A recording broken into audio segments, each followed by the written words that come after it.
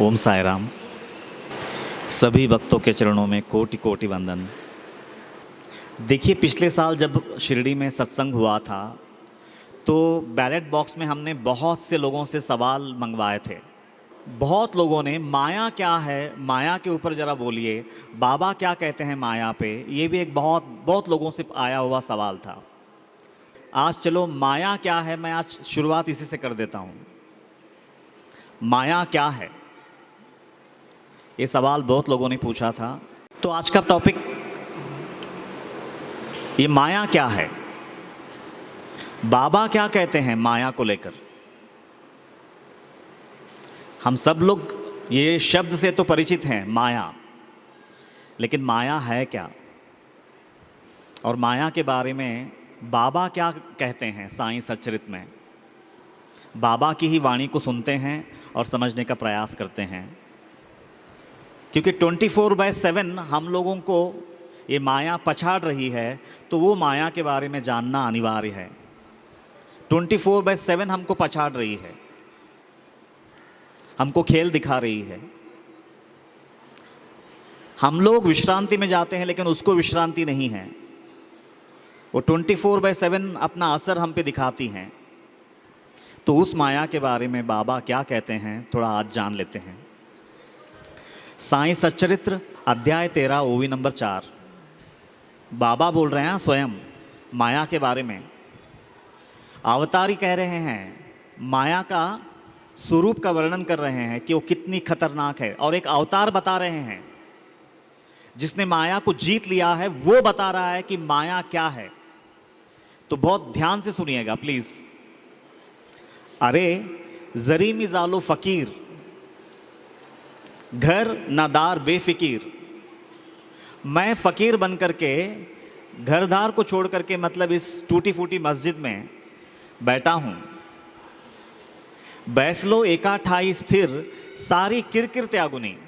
और सारा संसार का किरकिर को त्याग करके मैं ये टूटा फूटा मस्जिद में बैठा हूँ।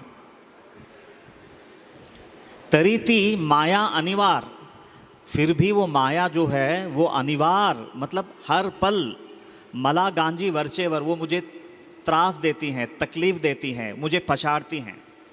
मी विसरे परि तिजला न विसर, मैं वो माया को भूल जाता हूँ। बाबा कह रहे हैं मैं वो माया को भूल जाता हूँ, लेकिन वो मुझे एक पल के लिए भी नहीं बुलाती, वो मुझे पछाड़ती हैं।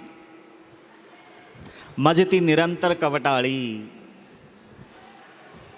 वो मुझे हर पल, जैसे सर्प वेटोड़ा डालते हैं ना, मतलब पूरा शरीर को जैसा जकड़ लेती हैं, वैसा वो माया मुझे पूरे मेरे शरीर को, मेरे अस्तित्व को जकड़ के रखी हैं, बांध के रखी हैं।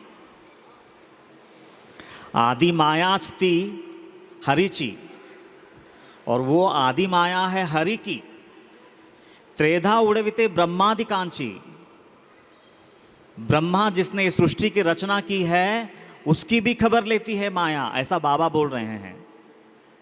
त्रेधा उड़विति ब्रह्मादि कांची, जिसने ये ब्रह्मांड की रचना की है वो ब्रह्मा को भी पछाड़ती हैं, खेल दिखाती हैं। तेत मज दुबड़िया फकीराची, वार्ता कैची तिजपुड़े, और उसके सामने मैं एक दुर्बल फकीर, मेरी क्या औकात है वो माया के सामने। और ये माया को जीता हुआ अवतारी बता रहे हैं हमको। हरीच होइल जेव्हा प्रसन्न, हरीच होइल जेव्हा प्रसन्न, तेव्हाच होइल ते विच्छिन्न। जब हरि ही हम पे प्रसन्न होंगे तभी ही वो माया हमें छोड़ेगी। विना अविच्छिन्न हरि भजन, माया निरसन्नो है पा।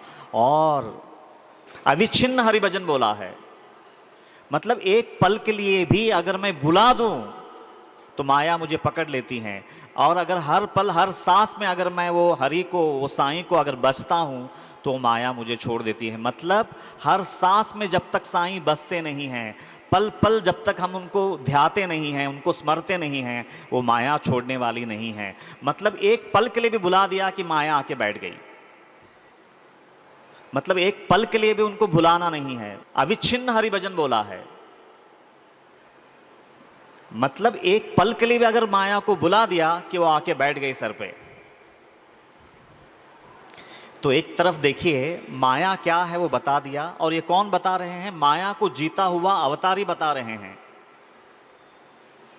हालांकि उनको कहां से माया पकड़ेगी, लेकिन फिर भी वो हमको बता रहे हैं कि वो अगर मुझ जैसे अवतारी को अगर वो हिला सकती है, अपना खेल दिखा सकती है, तो फिर तुमको कितना सावधान रहना होगा, वो ये बता रहे हैं। माया की पकड़ कितनी मजबूत है वो ये बता रहे हैं। हल्के में मत लेना माया को, अगर हल्के में लेंगे तो फंस जाओगे। और वो माया से छूटने का सिर्फ एक ही तरीका है कि हर पल, हर लम्हा, श्वास श्वास में उनका स्मरण चलता रहे, तो ही माया से बचोगे। नहीं तो माया से बचने का कोई तरीका नहीं है और कोई चारा नहीं है। एक तो माया क्या है वो बता दिया, और फिर माया से छूटने का तरीका सिर्फ एक ही है कि अविराम उनका हरिभजन चलता रहे, एक पल के लिए भी मत बुलाना उसने। अच्छा, माया का स्वरूप क्या है? माया कहते किसको हैं? माया वो है जो पहले तो हमसे गलत कार्य करवाती हैं, गलत राह पे हमको भटकाती हैं, गलत कार्य भी करवाती है, उसके बाद में सजा भी देती हैं। वो है माया। सबसे पहले गलत कार्य करवाती हैं और फिर बाद में सजा भी देती हैं। वो है स्वरूप माया का। इसीलिए बाबा इसी अध्याय में 147 ओवी में बोलते हैं, लक्ष्य लावी जो मज कड़े, नाही तयाची कैसी ही साकड़े। जो मेरे तरफ लक्ष्य केंद्रित करता है, जो मेरे तरफ लक्ष्य सारता है, जो मेरे तरफ ध्यान धरता है, उसको किसी भी बात की कोई चिंता नहीं है। लेकिन जैसे ही वो मुझे एक पल के लिए भुला देता है कि माया हंटर से खबर लेती है उसकी, तोच जो माजा विसर पड़े, माया कोरड़े उड़वित है। तो अगर वाकई में माया से बचना है तो फिर पल पल पल पल साईं का स्मरण करें, पल पल साईं का ध्यान करें, पल पल उनके भक्ति में विलीन रहे, तो ही वो माया से हम बच पाएंगे। ये साफ होता है। अब देखिए, अब ये पूरा जग जो है, अगर परमात्मा की अनुभूति नहीं हुई है तो ये जग मायावी है। अगर परमात्मा की अनुभूति नहीं हुई है तो ये पूरा जग ही माया है। अगर परमात्मा की अनुभूति हो जाती है तो ये जग भी पूर्ण हो जाता है, जैसे कि वो परमात्मा पूर्ण है। मतलब जिसने जग को जीता है उसको ये जग कुछ अलग दिखता है, और जिसने ये जग को जीता नहीं है, ये जग के माया में फंसा हुआ है, उसके लिए जग कुछ अलग दिखता है।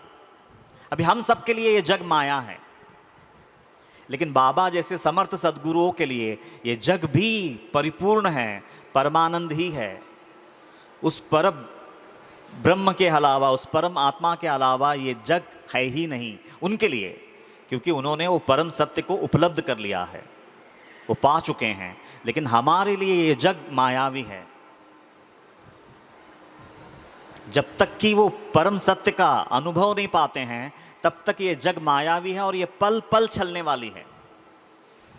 ये माया की तासीर कैसी है? कभी सुख देती हैं तो कभी दुख देती हैं, और दोनों भी मायावी है। जब तक ये दोनों भी मायावी है ये नहीं समझ में आए, तो फिर माया को हम समझ ही नहीं पाए। अभी देखिए, ये जग जो है वो परमात्मा से ही बना है और परमात्मा को ही ढक दिया है। ये है माया। ये जग बना है परमात्मा से और परमात्मा को ही ढक दिया है। जैसे एक एग्जाम्पल देता हूं मैं हमेशा ये बात बोलता हूं कि बर्फ का टुकड़ा है, बर्फ का टुकड़ा है, अगर उसके ऊपर मैंने भूसा भर दिया और उसको रैपर पे बांध दिया, एक के ऊपर एक हवा जाने नहीं दिया, और मैं अगर उसको समंदर में फेंक दूं तो वो एक जड़ पदार्थ की तरह मतलब समंदर के तह में पड़ा रहेगा। हकीकत में वो क्या है? वो जो घन वस्तु है वो बर्फ है, मतलब पानी है, पानी में ही है, फिर भी पानी से जुदा है। वैसा ही हम सब भी परमात्मा ही है, परमात्मा में ही है, फिर भी परमात्मा से जुदा है, क्योंकि अज्ञान के रैपर पे रैपर बांधे गए हैं।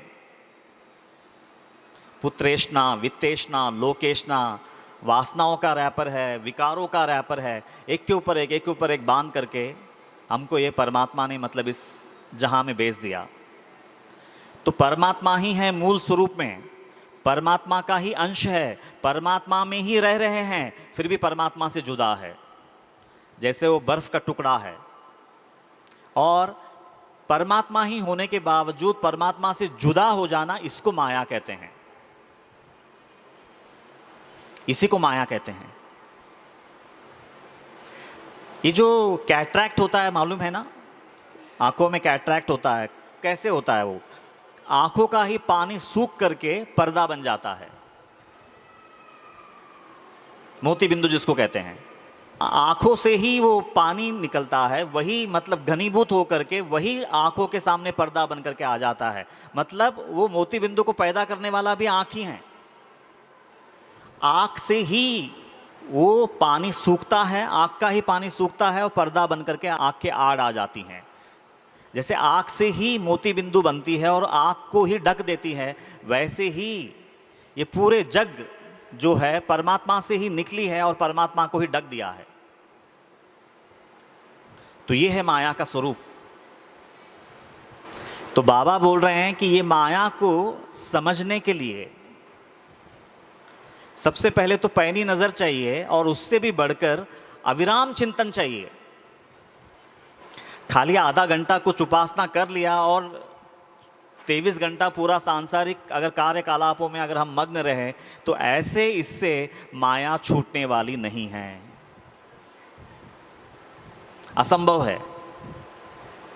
हम लोग का होता ही ऐसा है, मतलब कि एक आधा घंटा, पौना घंटा, 1 घंटा अगर हमने उपासना में लगाया अपने आप को, तो बहुत बड़ा काम कर लिया ऐसा लगता है।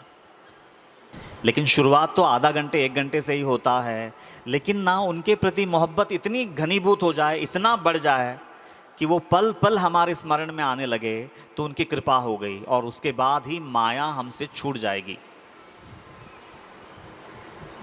उससे पहले नहीं। माया के बारे में मतलब मैं हमेशा एक बात बोलता हूं कि माया को समझना मुश्किल है सबसे पहले तो, और फिर माया से छूटना उससे भी मुश्किल है। माया को है ना बस वही व्यक्ति पार कर सकता है जो मृगजल से प्यास बुझा सकता है। समझ में आ रही मैं बात क्या बोल रहा हूं? मृगजल से कोई प्यास बुझा सकता है क्या? मृगजल तो सिर्फ धोखा है आंखों का, जल जैसा भासित होता है, लेकिन उससे प्यास नहीं बुझती है। लेकिन अगर कोई मृगजल से प्यास बुझा सके तो वो माया को पार कर सकता है, मतलब इतना कठिन है। कोई आदमी रेत को अपने हाथ में लेकर के मसल के अगर उसका तेल निकाल सकें तो माया को पार कर सकता है। तो जैसे रेत को मसल के तेल निकालना असंभव है, वैसा ही सद्गुरु की कृपा के बगैर माया को पार करना असंभव है। माया के बारे में ज्ञानेश्वर महाराज ज्ञानेश्वरी के 7वां अध्याय ज्ञान विज्ञान योग में कुछ बातें बोलते हैं, वो आज मैं आप लोगों के सामने रखता हूँ। बहुत बेहतरीन बोला है उन्होंने कि माया कितनी दुस्तर है, माया कितनी कठिन है, उसके बारे में बोलते हैं। वो बोल रहे हैं कि एक फूडी व्यक्ति होता है ना, जिसको खाना खाने में बड़ा रस है, खाना खाना जिसको कमजोरी है, हमेशा स्वादिष्ट व्यंजन खाना जिसकी कमजोरी है, ऐसा फूडी व्यक्ति, कुपत्य करने वाला, अगर अपने सामर्थ्य से रोग भगा सकें तो फिर माया को जीत लेगा। मतलब रसना में जो निमग्न व्यक्ति है हर तरह का कुपत्य करेगा, और कुपत्य करेगा मतलब ना खाने जैसा खाता रहेगा, और फिर वो व्यक्ति के लिए अगर रोग को भगाना जितना मुश्किल है, अगर वो भगा सका तो फिर बोले माया को तर सकते हो, माया से पार हो सकते हो। और दूसरा बोलते हैं साधु पुरुष किसी कपटी की मनोदशा अगर समझ सकें तो माया को पार कर सकते हो। मतलब एक साधु पुरुष कपटी व्यक्ति का मनोभाव को कभी नहीं समझ पाता, क्योंकि वो सरल है, सीधा है, वो कपटी व्यक्ति की मनोभाव को कभी नहीं समझ पाता। लेकिन अगर वो उसको समझ पाया तो बोले फिर माया को भी वो पार हो सकता है। मतलब ये अगर संभव है तो फिर माया को पार करना संभव है, लेकिन ये संभव नहीं है तो फिर माया को पार करना भी असंभव है। और फिर तीसरे जगह पे बोलते हैं परम लोभी।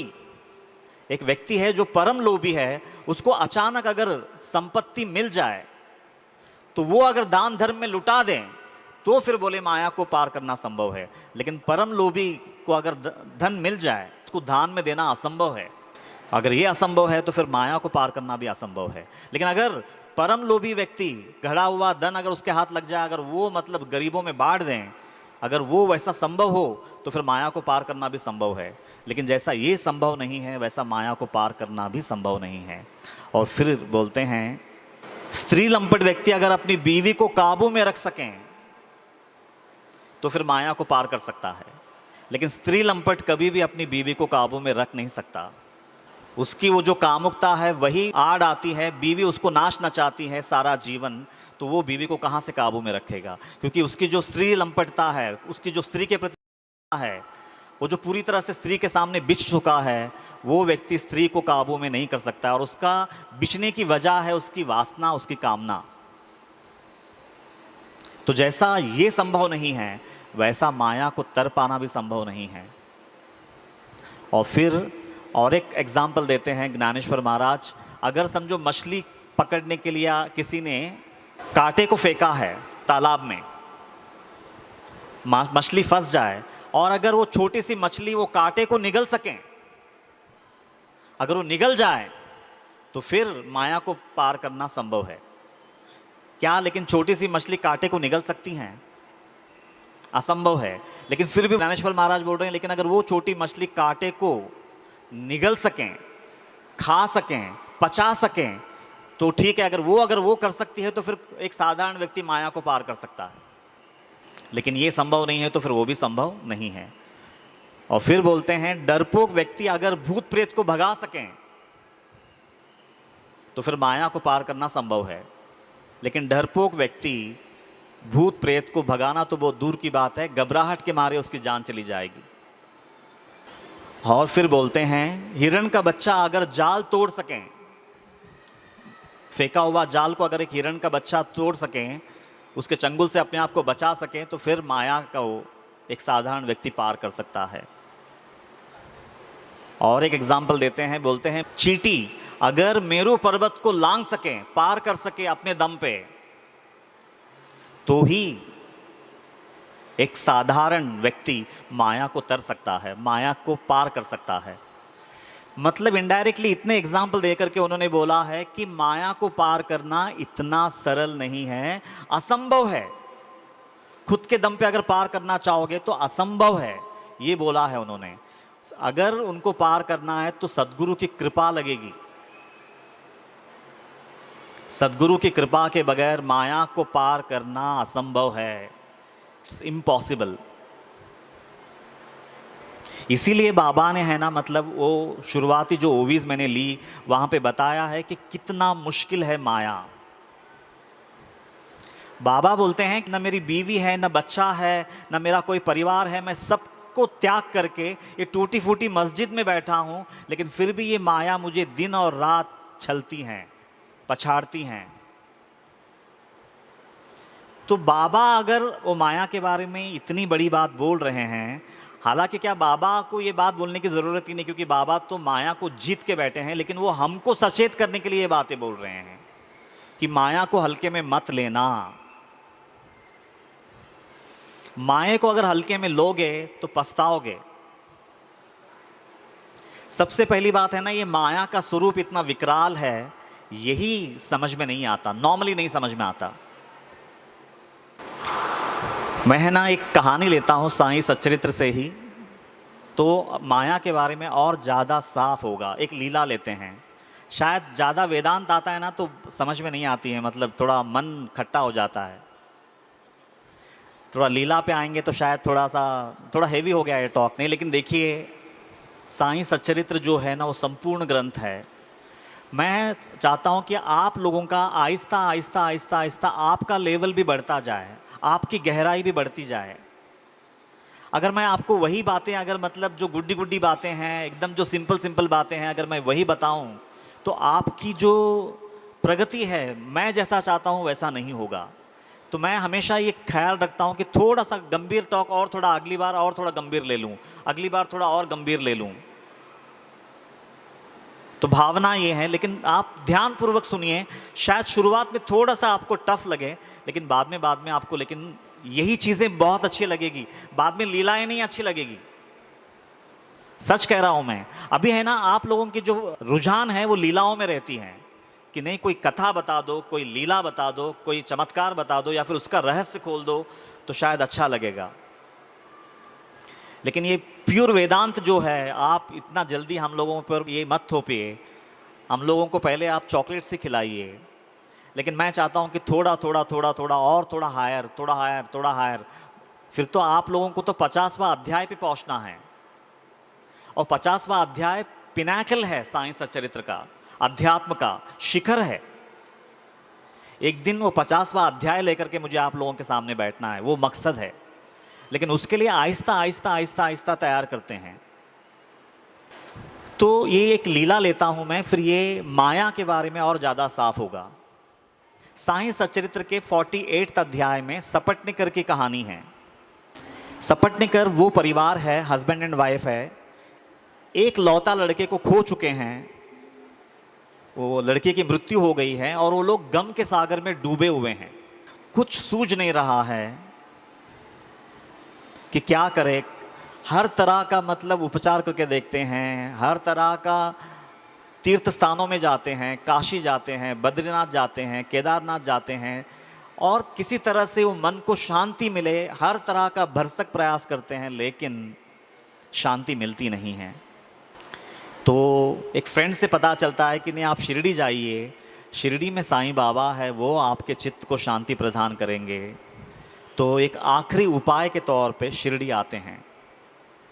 दोनों हस्बैंड एंड वाइफ द्वारका माई में प्रवेश करते हैं दर्शन करने के लिए बाबा का, और बाबा चल हट करके उन दोनों को हकाल देते हैं। चल हट। उतना बोलने के बाद, एक तो देखो इतना परेशान आदमी है, एक लड़के को गवाया है, वो गम में चूर है, वो मुसीबत का पहाड़ टूटा है, और उससे निजात पाने के लिए बाबा के दरबार में कदम रखा है, और बाबा बोल रहे हैं चल हट। तो बाहर निकलते हैं, फिर और एक दिन रुकते हैं, नेक्स्ट डे फिर जाते हैं बाबा का दर्शन करने के लिए, लेकिन बाबा नेक्स्ट टाइम भी वापस उनको बोलते हैं चल हट। तो बहुत खिन्न हृदय से, बहुत ही दुखी मन से शिरडी से निकलते हैं। ऐसी भी कथाएं हैं यहाँ शिरडी में। शिरडी से जाचे लागती लपाए, टड़ती अपाए सर्व त्यांचे, ये जो सुन रखा है ना हमने, तो ये भी सुनना चाहिए। ऐसी भी कथाएं हैं।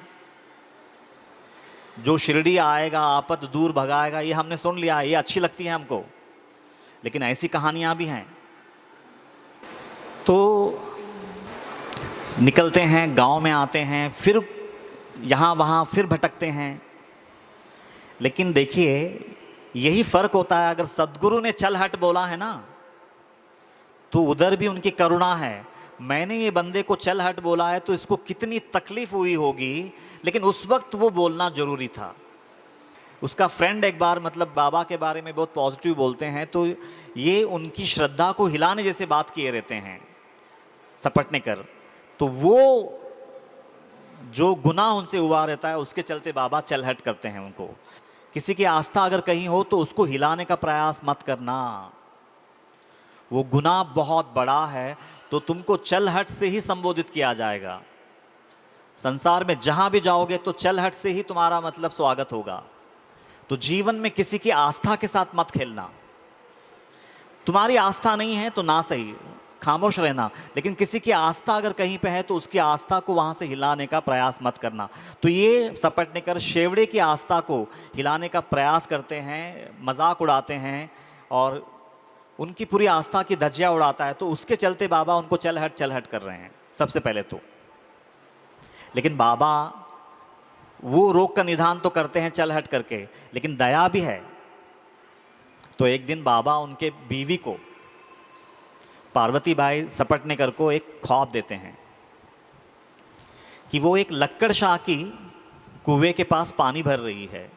नाम लक्कड़ शाह आया, कुएं का नाम लक्कड़ शाह की कुएं पर पानी भर रही है और बाबा वहाँ पे प्रकट हो जाते हैं। बोलते हैं, बेटी तुम क्यों श्रम कर रही हो, ये दो मुझे, मतलब मैं तुम्हारे घाघर को निर्मल जल से भर देता हूँ। लेकिन पार्वती बाई को ऐसा लगता है कि मेरे घाघर को ये क्यों भरेंगे, घबरा जाती हैं, बाबा की करुणा को समझ नहीं पाती हैं और वो घाघर लेकर के दौड़ पड़ती हैं और वो ख्वाब खत्म हो जाता है। और वो ख्वाब जो है वो अपने पति को बताती हैं कि आज मैंने ख्वाब में ये देखा कि मैं लक्कड़ शाह के कुएं के पास पानी भर रही हूँ, एक फ़कीर मेरे सामने आता है और वो मुझसे कहता है कि मैं तुम्हारे घाघर को निर्मल जल से भर देता हूँ, और मैं घबरा करके वहाँ से भाग आई। तो फिर सपटनेकर को ऐसा लगता है कि अरे यार, ये तो बहुत ही शुभ शकुन है, मतलब बाबा ने दर्शन दिया है तो चलो इस बार शायद दर्शन देंगे। और फिर वापस वो लोग शिरडी आते हैं और उस समय बाबा पिघल जाते हैं, उनको दर्शन देते हैं और वापस उनको 2 पुत्र संतान की प्राप्ति होती है। ऐसी कहानी है। लेकिन सवाल ये है, मतलब माया क्या है इसमें? पार्वती बाई जो कुएं से पानी भर रही है, लक्कड़ शाह का कुआं यानी ये पूरा संसार, और लक्कड़ शाह फक्कड़ शाह यानी माया। तो ये पूरा संसार जो है ना, ये लक्कड़ शाह का कुआं है। इस संसार का पानी जो भी पिएगा वो अतृप्त ही रहेगा, वो प्यासा ही रहेगा, वो प्यास कभी बुझने वाली नहीं है, क्योंकि ये मायावी जगत का पानी ऐसा ही है। न ये मुकम्मल कभी किसी को तृप्ति दे सकी है, न ये मुकम्मल किसी को आनंद दे सकी है, न ये मुकम्मल किसी को संतोष दे सका है। बाबा बोल रहे हैं, ये संसार का पानी बच्ची तू है ना, कहीं जन्मों से पीते आई हैं, देख तेरा प्यास बुझा तो नहीं, उल्टा भड़काया है। हर तरह का दुख वेदनाएं सहते सहते सहते सहते तू इस मकाम पे पहुंची है। आज मेरी बात मान ले, आज के बाद तो भी ये पानी पीना छोड़ दे। आजा, मेरे पास एक जल है, आत्मा का, परब्रह्म का, परमात्मा का, सच्चिदानंद का, मैं तुझे वो जल पिलाता हूं। देखना एक बार अगर वो जल पी लेगी तो फिर कभी प्यास नहीं उठेगी,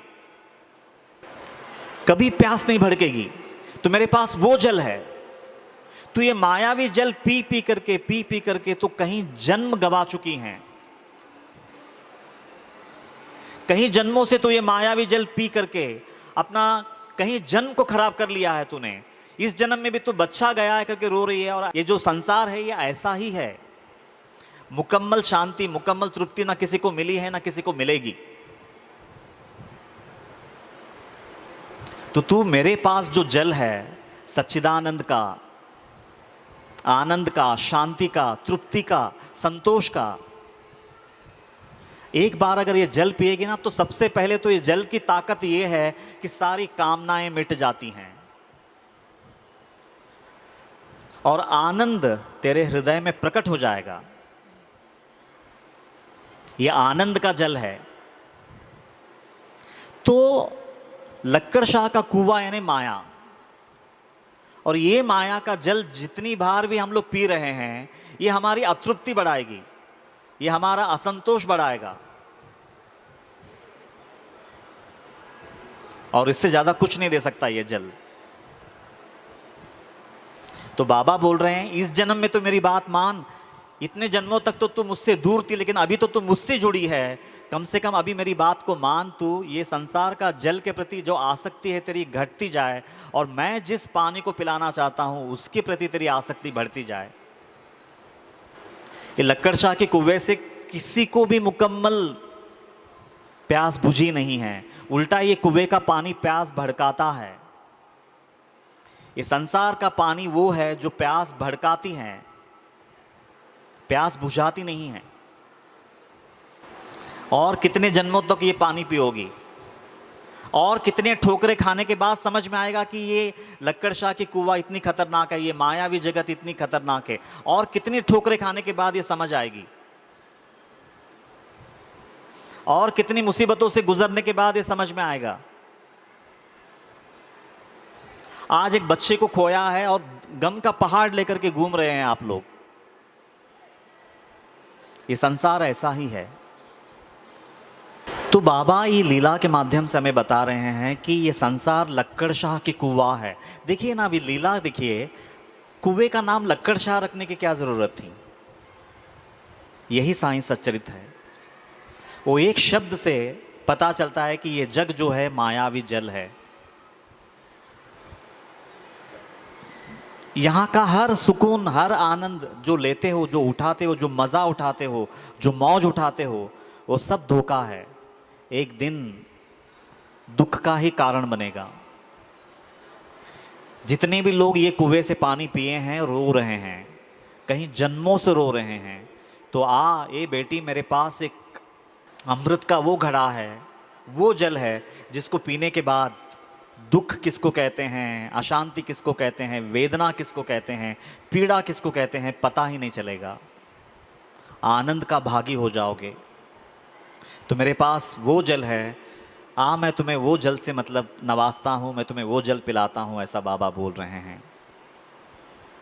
लेकिन सवाल ये है, क्या हम लोग ये संसार के जल से त्रस्त हो चुके हैं? क्या वाकई में हम लोग परेशान हो चुके हैं ये जल पी पी करके?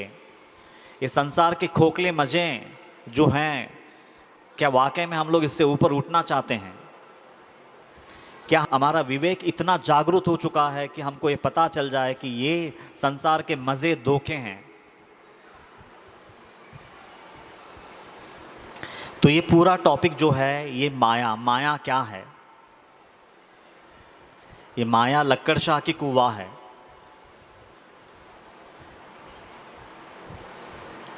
इसके जल से न कभी किसी को तृप्ति मिली है, न कभी किसी को तृप्ति मिलेगी, न किसी को आनंद मिली है, न किसी को आनंद मिलेगी। असंभव हो। इसीलिए बाबा का भक्ति का जल, बाबा का ज्ञान का जल जब तक हम पिएंगे नहीं, और वो भक्ति और ज्ञान का जल है ये साईं सच्चरित्र, जब तक ये सच्चरित्र का एक एक वो भी हमारे हृदयंगम नहीं होगा, हमारे हृदय में बसेगी नहीं एक एक लीला बाबा की गहराई, तब तक ये लक्कड़शाह की कुआं फिर हम लोगों को मतलब पछाड़ते रहेगी। इसलिए हमारा जीवन का सफ़र लक्कड़शाह के कुएं से बाबा के अमृत जल तक होना चाहिए। लक्कड़शाह के कुएं से छूटें, ये मायावी जल से छूटें, और बाबा का अमृत जल हमारे हाथ लगे। इस प्रार्थना के साथ मैं ये टॉपिक यहाँ पे ख़त्म करता हूँ। इससे रिलेटेड अगर किसी को कोई सवाल हो तो पूछ सकते हैं। ओम साईराम। ओम साईराम। ओम साईराम। माया कभी सुख देती है, कभी दुख देती है। यस। आपने तो अभी चपटने कर का दूध देने का जो कहानी बताया, राइट। माया कभी सुख देती है, उसके बारे में थोड़ा सा ज्ञान दीजिए। अच्छा। देखिए, माया अगर सच में जीवन भर अगर दुख दिया होता, जीवन भर दुख के ऊपर दुख दिया होता, तो हम ये संसार से बाहर निकलने का प्रयास करते थे। लेकिन माया चालाक है। वो केवल दुख पे दुख नहीं देती है, सुख भी देकर के फंसाती हैं। और सुख ज्यादा खतरनाक है दुख से। सुख ज्यादा खतरनाक है दुख से। अगर अविराम दुख दिया होता तो हम ये संसार से बाहर निकल गए होते हैं। फिर बाबा की हर शब्द हमारे लिए मतलब अमृत समान होता। लेकिन माया जो है ना, सुख भी देती है। और कौन सा सुख देती है? इंद्रियों का सुख देती हैं, आत्मिक सुख नहीं देती हैं। इंद्रियों का सुख देती हैं, जो बाजारू है, जो चिचोरा है, जो घटिया है, वो सुख में फंसा करके, और फिर वो सुख भी देती हैं तो उसके बाद उसके पीछे तुमने इतना भोग भोगा है तो अब ये रोग को भी भोग ले। तो इस तरह से खेल खेलती हैं। और बाबा क्या करते हैं मालूम है, फिर बाबा अपने हाथ में जब केस को लेते हैं ना, जब किसी जीव को अपने हाथ में लेते हैं, तो फिर माया को बोलते हैं अब तू बाजू में बैठना, मैं हैंडल करता हूं इसको। और फिर वो करते हैं, 12 साल तक लगातार दुख पे दुख देंगे, लेकिन हमारी चेतना को है ना उनके चरणों तक पहुंचा देंगे। ओम साई राम। ओम साई राम। ओम साई राम। माया तकलीफ देती है, माया सुख देती है, राइट। लेकिन माया क्यों है ये जरा बताइए। अच्छा, ओके ओके। कहते हैं ना कि जब तक माया का अस्तित्व नहीं है, तो माया का ये जो खेल है सुख और दुख का, अगर ये नहीं है तो उससे ऊपर कोई आनंद जैसा कोई वस्तु भी है इसका खबर ही ना लगता। इसलिए उसको सापेक्ष बोला है। मतलब ये संसार में दुख क्लेश और ये दर्द है, तभी जाकर के इंसान उस चटपटाता है, उससे बाहर निकलने का प्रयास करता है, और फिर उसको पता चलता है कि नहीं, इससे ऊपर मेरा वास्तविक स्वरूप जो है वो सच्चिदानंद का है। मैं सच्चिदानंद स्वरूप परमात्मा होने के बावजूद मैं यहाँ ये इस जंजाल में कहाँ फंसा हूँ, ये बता देते हैं सद्गुरु। और उसके बाद में फिर वो ऊपर की जर्नी शुरू हो जाती हैं। मतलब माया का अस्तित्व इसलिए है ताकि हम परब्रह्म तक पहुँच सके। अभी देखिए, माया से रिलेटेड एक गीत चला रहा हूँ, ध्यान से सुनिएगा और उसको समझने का प्रयास कीजिए। सुख में तेरे साथ चलेंगे, दुख में सब मुख मोड़ेंगे, दुनिया वाले तेरे बनकर तेरा ही दिल तोड़ेंगे। देते हैं भगवान को धोखा, इंसान को क्या छोड़ेंगे, कसमें वादे प्यार वफा सब, बातें हैं बातों का क्या। तो ये संसार ऐसा ही है। हकीकत में वो प्रेम तो होता नहीं है, मोह के वशीभूत हम लोग रिश्ते पालते हैं, रिश्तों में जकड़ते हैं। हकीकत में अगर प्रेम हो ना तो फिर तो बात ही अलग है, निराली है। लेकिन रिश्ते पनपते हैं इस संसार में मोह के दम पे, और मोह में और प्रेम में ज़मीन आसमान का अंतर है। मैं हमेशा कहता हूँ, अगर रिश्तों में प्रेम हो ना तो कोई बात नहीं है, लेकिन प्रेम का प भी नहीं होता है, उसमें केवल मोह होता है। तो फिर सद्गुरु क्या करते हैं ऐसे टाइम पे, अपनों में ही जब फासले बढ़ा देते हैं, वो जब मन खट्टा हो जाता है, जब रिश्ते मतलब टूटने लगते हैं, तो इंसान विरक्ति की तरफ, अनासक्ति की तरफ बढ़ना शुरू कर देता है। तेरे अपने तेरे होकर तेरा ही दिल तोड़ेंगे। मतलब वो ऐसा करते हैं बाबा कि जीवन में मतलब ये सब नश्वर है, ये संसार की सच्चाई है, ये कड़वी सच्चाई है, ये पता चलता है, और फिर इंसान उससे ऊपर उठने का प्रयास शुरू करता है। लेकिन जब तक वो बताएंगे नहीं कि ये रिश्ते ऐसे हैं, तो फिर उससे ऊपर उठने का सवाल ही नहीं है। ये रिश्ते सारे स्वार्थ के हैं, मायावी हैं।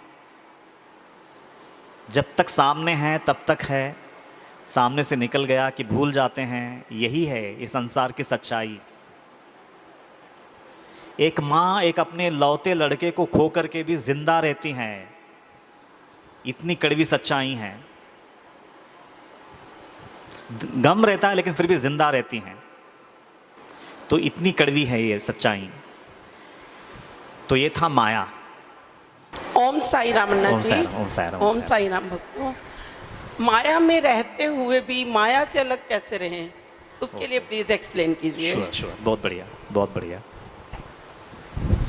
देखिए, मोह है माया, रिश्तों में मोह है, जिसके चलते हकीकत में रिश्ते टिके हुए हैं। अगर मालिक वो मोह को भी निकाल देना तो आपस में ही लड़ मरेंगे हम लोग। लेकिन मालिक ने देखो कितनी खूबी से वो मोह को रखा है हर परिवार में, कि वो मोह के दम पे एक दूसरे से बंधे रहें, एक दूसरे के साथ रहें, पूरी जीवन बिता सकें। लेकिन अगर वो मोह को भी निकाला होता ना तो फिर तो एक दूसरे के खिलाफ ही हो जाते। लेकिन वो मोह ने बांध रखा है पूरे एक परिवार को। लेकिन क्या है कि वो मोह भी जब तक है, अगर वो मोह ही है, अगर हमारा रिश्ते का आधार जो है वो मोह है, प्रेम ना होकर, प्रेम का मतलब क्या है ना कि मैं भले ही मिट जाऊं लेकिन मेरे सामने जो खड़ा है, वो कोई भी खड़ा हो, मेरा बेटा खड़ा होगा, मेरा पति खड़ा होगा, मेरा बहन खड़ी होगी, मेरा भाई खड़ा होगा, मेरे नेबर खड़े होंगे, मेरे पड़ोसी खड़े होंगे, जो भी है, लेकिन जिस दिन मेरा स्वार्थ गिर जाता है, सामने वाले के लिए मैं जीता हूं और सामने वाले के लिए मैं मरता हूं कि मैं प्रेम में आ गया। तो परिवार में रहते हुए भी अगर ये आदत डाल दे कि हर कीमत पे मैं अपने कंफर्ट को, अपनी सुख सुविधाओं को गिरा दूं और सामने वाले के सुख सुविधाओं के लिए जीऊं और मरूं, ये भावना अगर जग गई कि मोह और माया ऑटोमेटिकली कम होने लगेगी। और दूसरा कोई तरीका नहीं है। एक तो आप जिनके साथ रहते हैं उनको कंफर्ट दे रहे हैं, और दूसरा बाबा को आप राजी भी करवा रहे हैं कि बाबा के नजर में आ गए आप, क्योंकि इतनी ऊंची जिंदगी आप जी रहे हैं। मतलब दोनों तरह से आपका कल्याण है। एक तो आपका परिवार भी खुशहाल रहेगा क्योंकि आपका स्वार्थ गिर गया। जैसे ही आपका स्वार्थ गिरा कि आप बाबा के नजर में तो ऊपर उठे ही उठे, लेकिन आप अपने परिवार के नजर में भी ऊपर उठ जाते हैं। लेकिन प्रॉब्लम क्या है? स्वार्थ है, हर किसी का ईगो है। जिंदगी में एक बात हमेशा याद रखना मेरी, अगर रिश्ते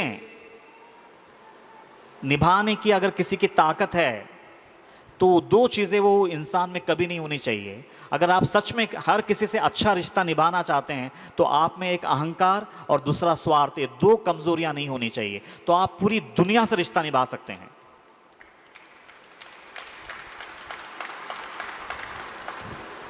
एक तो ईगो, अहंकार, और दूसरा स्वार्थ, ये दो चीजें अगर गिर जाए आपके हृदय से तो आप पूरी दुनिया से मोहब्बत निभा सकते हैं। और बाबा की मोहब्बत तो आपने मतलब हस्ताक्षरी कर दिया। बाबा की मोहब्बत तो आपको यूं मिलनी है क्योंकि आपने ये दो शत्रुओं को मतलब गिरा दिया है। तो संसार का सबसे बड़ा कमजोरी जो है वो ये दो है। अगर ये दोनों गिर जाते हैं तो हर तरह का रिश्ता आप निभा लेंगे। तो ये दो कमजोरियां अगर गिर जाए तो आप हर तरह का रिश्ता निभा लेंगे। आप मोह और माया दोनों से छूट जाएंगे।